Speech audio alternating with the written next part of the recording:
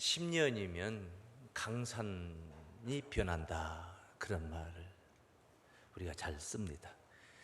10년 정도가 아니라 우리 패션, 우리가 입고 있는 의류, 의복 같은 경우를 보니까 해마다 유행이 바뀝니다. 또 머리 헤어스타일도 자주 바뀌죠. 그 시절, 제가 청년 시절에 어떻게 그렇게 머리를 기르고 장발을 그렇게 좋아했는지, 머리를 많이 기르고 그 장발이 정말 대단한 상태가 요새 아이들 말로 뽀대가 난 그런, 그렇게 유행이라는 게 있었습니다. 지금이야 자기 개성 시대이기 때문에 남 그렇게 많이 눈치 보지 않고 나름대로의 고유의 특성을 가지고 즐기며 그렇게 삽니다만은 시대는 그렇게 변하는 것입니다. 하나님의 백성이라는 이 표징도 변천되어 왔습니다. 구약 시대에는 하나님의 백성이 아예 율법에도 명시를 했듯이 이 할례를 받아야 되는, 할례 받은 백성, 히브리인들은 바로 그랬습니다. 유대인들은 할례 받은 백성들이다. 그게 하나님의 백성이었습니다. 그런데 시작 시대에 와가지고 예수님이 이 땅에 오셔 십자가 지심으로 인하여서 할례를 통하여서 하나님의 백성을 지칭하고 표징한 시대는 가버린 것입니다. 오직 예수님의 십자가의 은혜로 세례가 성립이 되어야만이 하나님의 백성이 되는 줄로 믿습니다.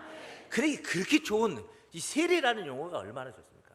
죄를 씻는 겁니다. 뭘 씻는 예식이에요. 죄를 씻는 의식이에요. 그 좋은 세례라는 용어가 요한계시록 현장에서는 단 한마디도 그 낱말이 등장하지 않아요. 하나님의 백성이라는 그 지칭하는 칭호의 단어가 단 한 번도 언급이 되지 않고 다만 뭘로 바뀌나요? 인침이라는 용어로 바뀌었습니다. 인침.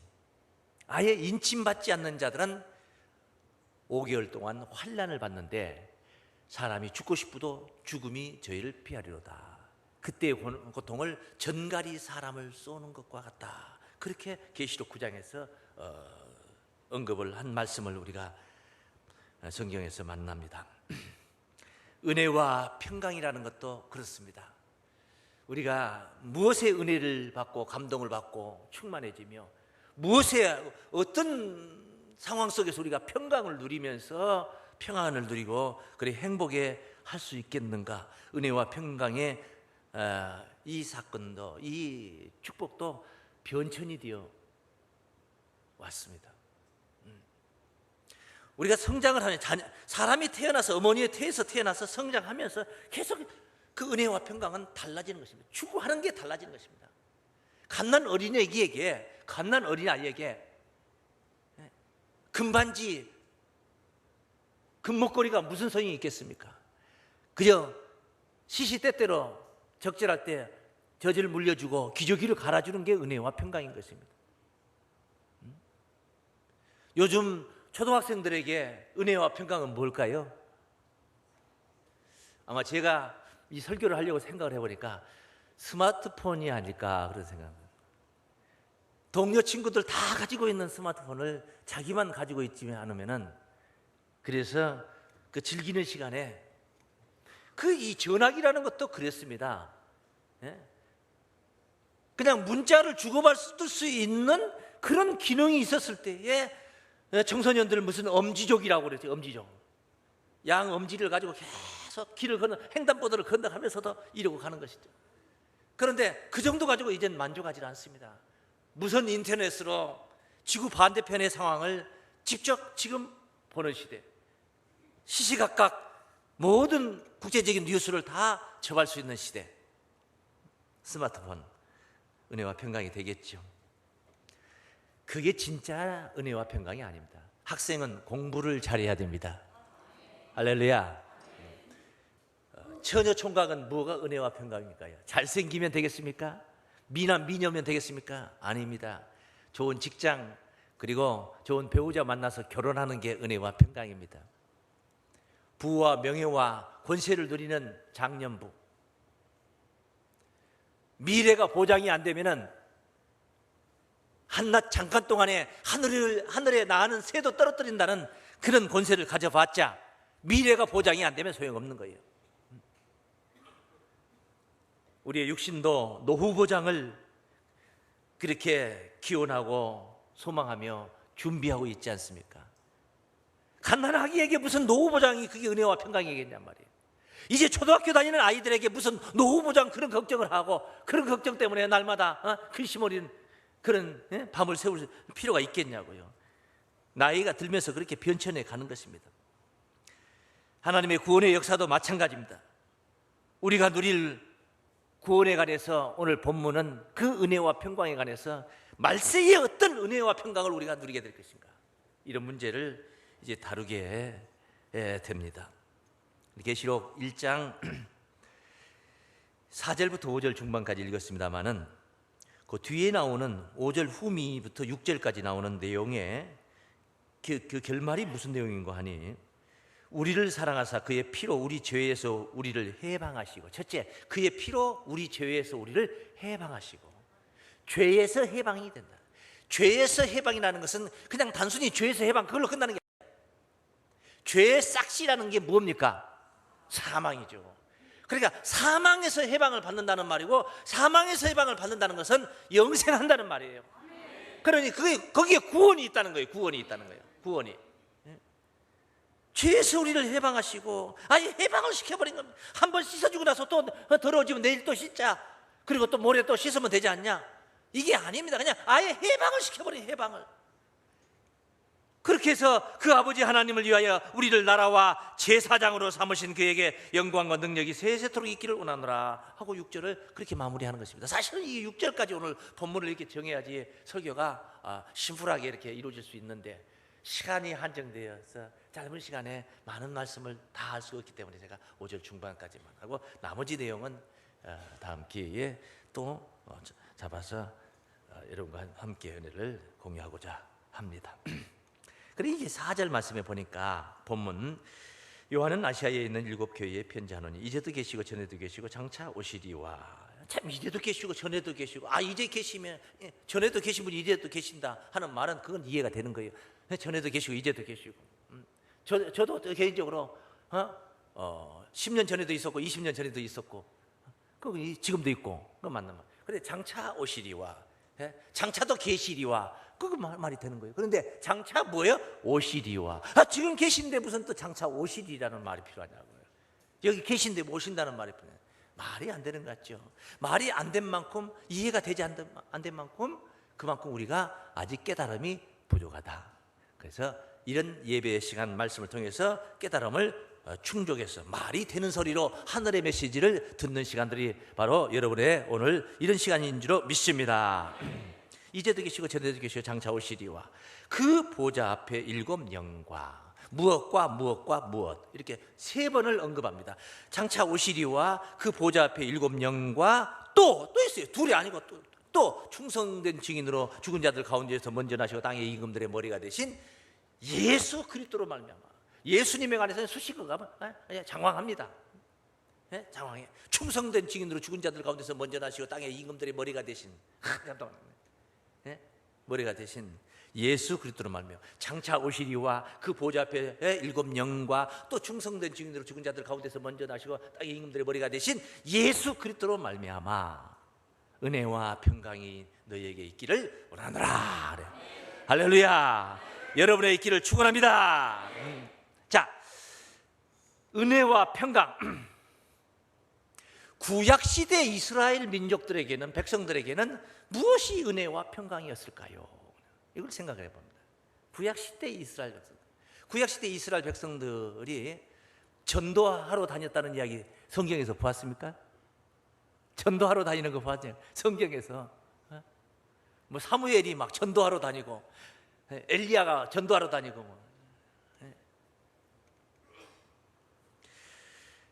구약시대. 당연히 하나님의 권능을 통하여서, 누구의 권능을 통하여서? 하나님의. 뭐 예수님의 십자가를 통하여서, 이런 이야기 없습니다. 그런 시대가 아닙니다.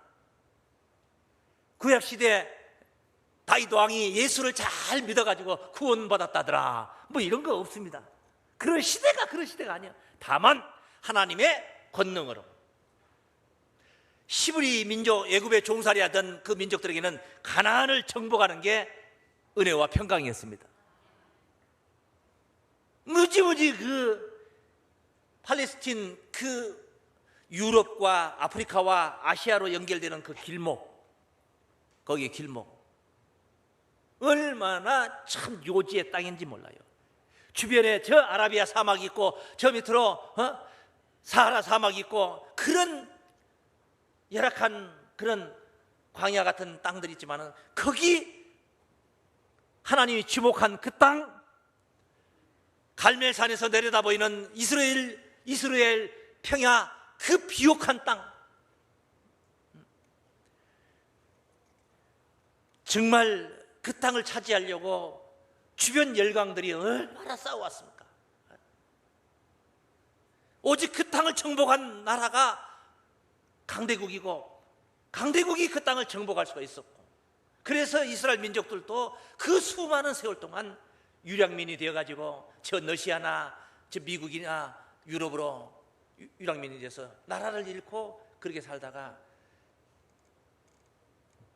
2000년 만에 정말 1948년도에 유대인들이 팔레스틴에 다시 들어와서 나라를 세우게 되죠.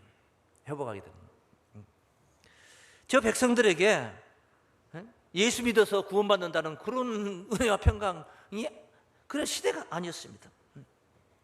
아브라함, 본토 친척 아비 집을 떠나 내가 네게 지시하는 땅으로 가라, 그러면 너희 영혼이 구원을 받으리라, 아니었습니다. 야곱, 아버지께 축복 기도를 받고 형 에서의 칼을 피해서 도망을 치는데 한 곳에 이르러서 꿈에 하나님을 만났습니다. 너 누운 땅을 내가 네게 다 주리라, 너와 네 자손에게 다 주리라. 거기서 영생 복락하거라, 그런 약속을 하지 않았습니다. 내가 네게 약속한 것을 다 이루기까지 너를 떠나지 아니하리라. 육신의 복이었습니다. 육신의 산업의 복이었습니다. 그가 하란 땅에서 거부가 되어서 또 자손이 번창해가지고 이스라엘의 12지파의 그 근원이 되는 12아들을 낳아가지고 다시 가나안으로 들어오는 놀라운 이 역사는 역사. 바로 육신적으로 볼 때 거기는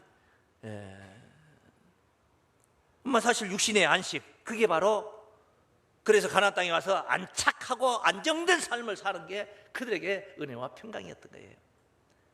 다만 그 사건들을 통해서 그 사건을 빙자해서 우리에게 교훈하고 전하는 메시지가 있는 것이죠. 구원의 메시지가 있는 것이죠. 아하, 그런 하나님의 권능은 하나님의 약속 안에 있는 것이고, 약속 받은 자에게 내가 네게 약속한 것을 그 말이 이루어질 때까지 내가 너를 떠나지 않냐고 너와 함께하리라. 아, 이거 약속받는다는 것이 이렇게 중요한 것이구나. 영원 구원을 소망하는 자들이든 영육 구원을 소망하는 자들이든 예외 없이 약속받는다는 것이 중요한 거예요. 그래서 그 약속이라는 그 비밀을 우리에게 일러주시고 깨우쳐 주신 것이죠. 구약시대 이스라엘 백성들 말이에요. 한번 따라하십니다.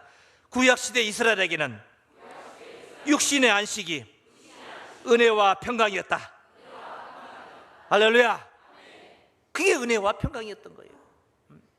에서를 미워하고 야곱을 사랑했습니다. 하나님이 에서를 미워하고 야곱을 사랑했는데, 그 말라기 2장 3절에 보면 에서의 산업은 황폐하게 되고 야곱의 산업은 풍성하게 번창하게 되는, 그것이 하나님이 주신 축복이었다는 거예요. 축복이었다. 그것이 궁극적인 하나님의, 우리가 소망하는, 우리가 간절히 소망하는 하나님의 축복입니까? 아니죠. 그것은 한낱 그림자적인 역사고, 가나안을 정복한다는 것은 우리는 가나안을 정복할 필요가 없어요. 가나안 땅보다 더 좋은 세상에서 우리는 살고 있는 거예요.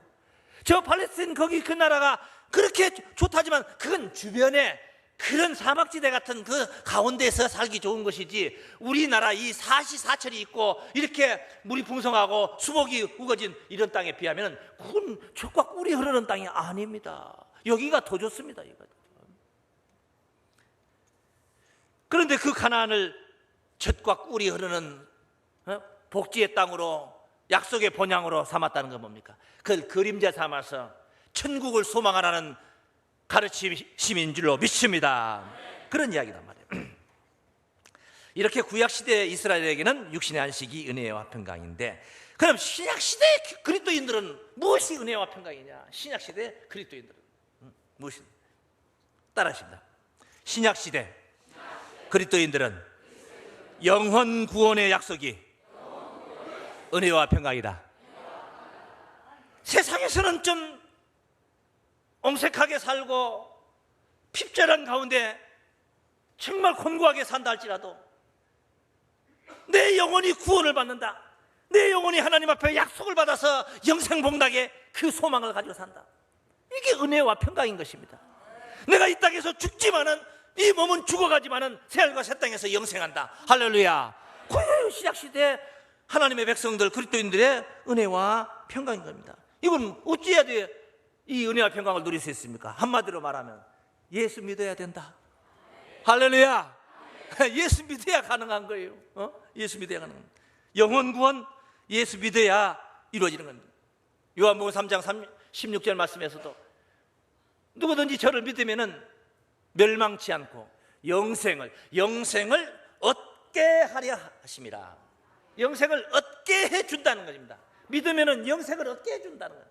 지금 영생 못하고 있잖아요. 얻게 해준다. 바로 영생을 약속하신 것입니다. 영생을 약속하신 겁니다. 예수를 믿음으로 우리가 당연히 육신도, 속이 편안함으로 인하여서 육신도 평안함을 누리겠지만은, 그 육신이 설령 스데반이처럼 돌에 맞아 죽어가는 그런 참혹한 생애를 마친다 할지라도 영혼은 안식을 누리며, 아버지여, 주 예수여, 내 영혼을 받으시옵소서. 사도행전 7장 59절에서 보면은 그런 말씀이에요. 7장 59절에 보면 저희가 돌로 스데반을 치니 스데반이 부르짖어 가로되 주 예수여, 내 영혼을 받으시옵소서. 돌로 쳐 죽임을 당하는 가운데서 또 영혼 구원의 안식을 누렸던 것입니다. 그는 천사의 얼굴이라고 했습니다. 그 얼굴을 보니 천사의 얼굴과 같았더라 그랬습니다. 영혼 구원. 수고하고 무거운 짐진 자들아, 우리가 이 세상을 산다는 이 자체가 수고로움이고 무거운 짐이에요. 그냥 자고 나면 또 뭘 먹고 살아야 되냐, 아침은 뭘 먹어야 되느냐, 그걸로 끝나는 게 아니에요. 너네 시간 지나고 나면 또 점심 또 뭐 먹어야 되냐, 주머니 뒤져봐야 됩니다. 안 먹을 거야 사고 지르러 밑찜이라도 먹고 싶지만은 지갑이 비어있는, 지갑이 허락이 돼야 가능한 거니까 이 산다는 자체가 수고고 무거운 짐인 겁니다. 무거운 짐진 자들아 다 내게로 오라. 내가 너희를 쉬게 해주겠다는 겁니다. 그 쉬게 해준다는데 여기 가만히 앉았으면 호의어시고 하고 여기서 일락을 즐기며 그렇게 살아라. 아닙니다. 나는 마음이 온유하고 겸손하니 내게로 와서 배우라. 나의 멍에를 배우라. 나의 멍에는 가볍고 쉽다 하면서 하신 말씀, 마지막 말씀에 너희 마음이 쉼을 얻으리라. 주께로 가면은 우리의 육신이 쉼을 얻는 게 아니라 마음이 쉼을 얻으리라.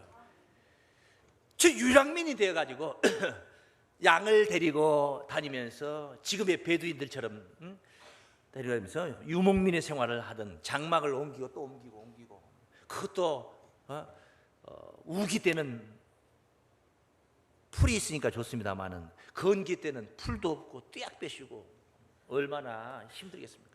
그런 자들에게 가나안 땅이 주어지고 토지가 주어지고 안착하고 정착할 수 있는 그런 땅이 주어진다. 그게 안식이죠. 구약시대 이스라엘 백성들의 안식이 되겠죠. 은혜와 평강이 될 수 있겠죠. 그런데 신약시대 우리에게는 그런 건 이미 다 주어졌어요. 그걸 가지고 안식을 누리는 게 아니에요. 세상 말로, 예수 안 믿는 사람들 말로 신간이 편해야 됩니다. 신간이 편해야 됩니다. 마음의 안식, 너희 마음이 쉼을 얻으리라. 할렐루야.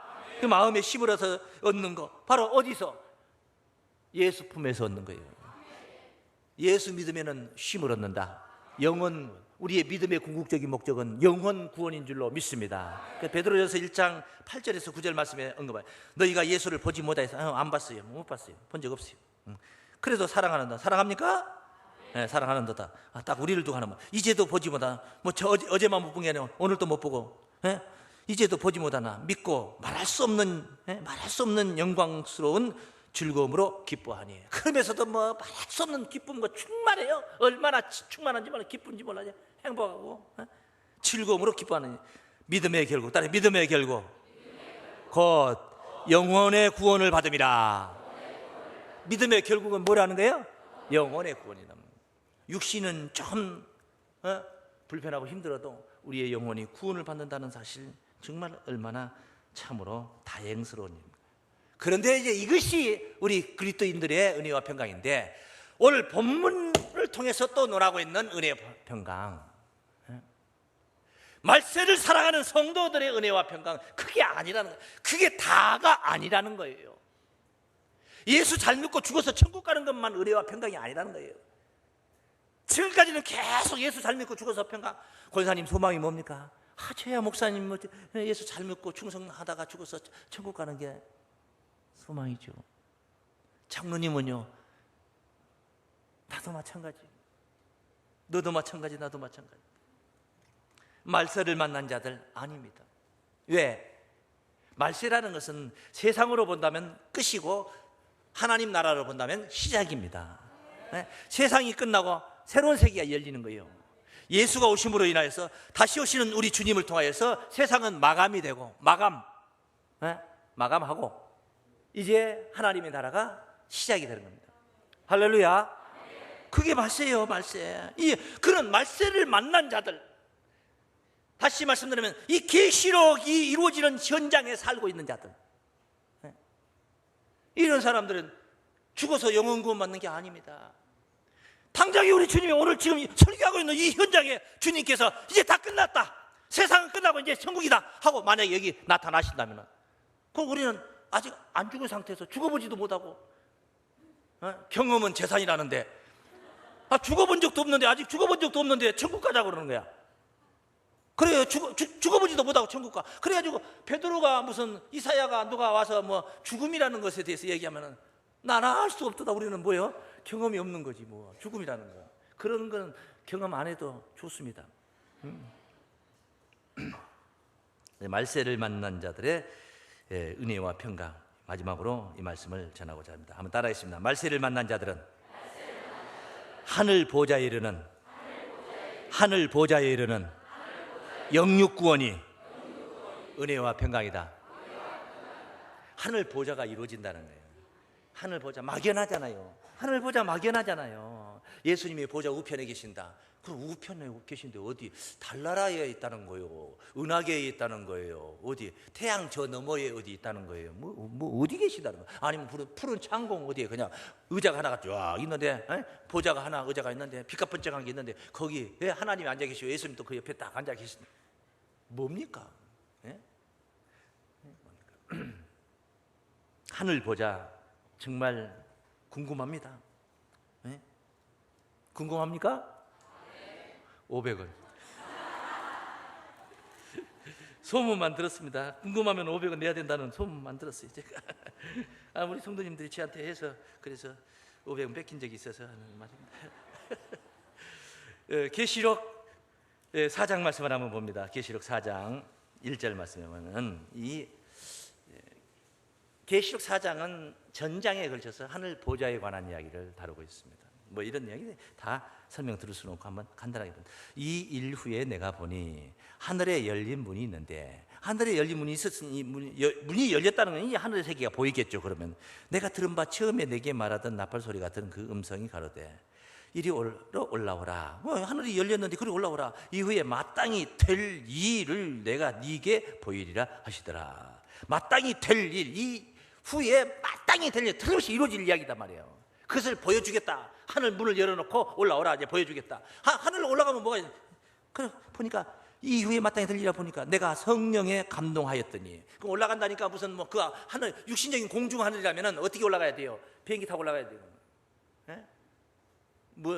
저 나로호 같은 걸 이런 걸 타야지 올라가요. 제트기를 타야지 올라갈 수 있는 거예요. 그런데 여기 말하는 하늘은 그렇게 해서 올라간다 해서 만날 수 있는 하늘이 아니에요. 그런 하늘이 아니야. 그거 어떻게 해야 돼요? 성령에 감동돼야 올라가는 거예요. 그게 나오잖아요. 내가 곧 성령에 감동하였더니 보라 하늘에 보좌를 베풀었고. 하늘에 베풀어진 보좌가 보인 거예요. 올라갔다는 거 안 올라갔다는 거예요? 올라갔다는 거지. 문이 열려가지고 올라오라 해서 성령의 감동이 딱 되니까 하늘 보좌가 딱 보였다는 거 뭐예요? 그냥 가만히 앉아서 올라간 거예요. 가만히 앉아서 올라간 거. 성령의 감동이 돼서 하늘 보좌를 베풀어진 걸 본 겁니다. 그 보좌 위에 앉으시니가 있는데 해서 보좌로부터 번개와 음성과 내성이 나고 뭐 쭉쭉쭉쭉쭉쭉쭉 보좌 이야기가 쭉 증거가 되는 이야기. 이렇게 하늘 보좌 이야기. 뭐 24보좌가 있고 또 어떻고 저쩌고 이런 이야기입니다. 마땅히 될 일 하늘 보좌. 그 보좌를 밝히는 그 보좌 하늘 보좌로 가는 길. 그 보좌를 밝히는 등불이 있는데 그 등불이 몇 개냐면 7개야. 여기 보면 4장 5절에 지금 방금 읽었던 말씀 중에 보좌로부터 번개와 음성과 내성이 나고 보좌 앞에 7 등불 켠 것이 있으니. 등불이 몇 개가 있어요? 7 등불 켠 것이 있으니 이는 하나님의 7 뭐더라? 영이더라. 오늘 본문에서 그런 말씀이 있어요. 7 영에 관한 이야기가 있었어요. 장차 오시리와 그 오시리의 보좌 앞에 있는 7 영과 그리고 예수님 충성된 증인, 땅의 임금들의 머리가 되신 예수, 그 예수 장차 오시리와 그 보좌 앞에 보좌 앞에 있는 7 영과 예수님으로 더불어 은혜와 평강이 내게 있기를 원한다 했는데 이 7 영이 뭔가 여기 답이 딱 나와 있어요. 뭐예요? 보좌 앞에 있는 7 등불을 가리켜서 7 영이라고 하는 줄로 믿습니다. 7 등불. 그 보좌의 주인공을 드러내는 거예요. 7 등불이 보좌 앞에서 불을 밝히니까 그 보좌에 좌정하신 그 주인공 하나님과 예수님이 바로 드러나는 거예요. 나타나시는 거예요. 보여주시는 거예요. 7 등불. 이거 7 등불을 다른 말씀의 표현 속에 보면 7 눈으로 기록된 말씀이 있습니다. 5장 6절에 보면, 계시록 5장 6절에 보면 7 눈으로 기록된 말씀이 있습니다. 한번 보십시오. 내가 또 보니 보좌와 내생물과 장로들 사이에 어린 양이 섰는데 일찍 죽임을 당한 것 같더라. 7 뿔과 7 눈이 있으니, 눈이 7개가 있다는 거예요. 눈이 있으니 이 눈은 온 땅에 보내심을 입은 하나님의 뭐더라? 7 영이더라. 온 땅에 보내심을 입은 하나님의 7 영이다. 그러니까 7 눈이 7 영이고 7 등불이 7 영이다. 7 영. 이렇게 표현이 됐습니다. 등불. 뭐가 등불일까요? 후레시불? 이순신 장군은 당시 임진왜란 때 이 나라에 등불이셨습니다. 그분이 안 계셨더라면 어떡할 뻔했겠습니까? 사무엘하 21장 17절에 보면 다윗이 블레셋과의 전장터에 가가지고 포위가 돼서 죽임을 당한 위기에 처했을 때 수르야의 아들 아비새가 쫓아가서 다윗을 구출합니다. 그러니까 그를 다윗을 따르는 종자들이 하는 말이 왕이시여 다시는 전장에 나오지 마십시오. 싸움은 우리가 하겠다 이 말이에요. 이스라엘의 등불이 꺼질 뻔했나이다. 다윗이 당시에 이스라엘에 뭐였다는 거야? 등불이요. 사람의 등불이요. 계시록의 현장에 하늘 보좌를 밝히는 7 등불이 출현한다 이 말이에요. 그런 이야기입니다. 이런 세세한 이야기는 우리가 차차 말씀을 통해서 귀에 주어진 대로 계속 듣도록 하고, 계시록이 이 하늘 보좌가 이루어지는 그때는 살아서 주를 맞이한 자들이 죽음을 맛보지 않고 영육이 구원받는 시대, 진정한 은혜와 평강 우리 주님이 오시는 시대인 줄로 믿습니다. 그래서 데살로니가전서 5장 23절로 마지막으로 이 말씀을 보시면은 평강의 하나님이 친히 너희로 온전히 거룩하게 하시고, 일단 거룩하게 돼야 된다. 온전히 거룩하게 돼. 또 너희 온 영과 혼과 몸이, 영혼만 아니고 우리의 믿음의 결국 영혼 구원이 아니에요.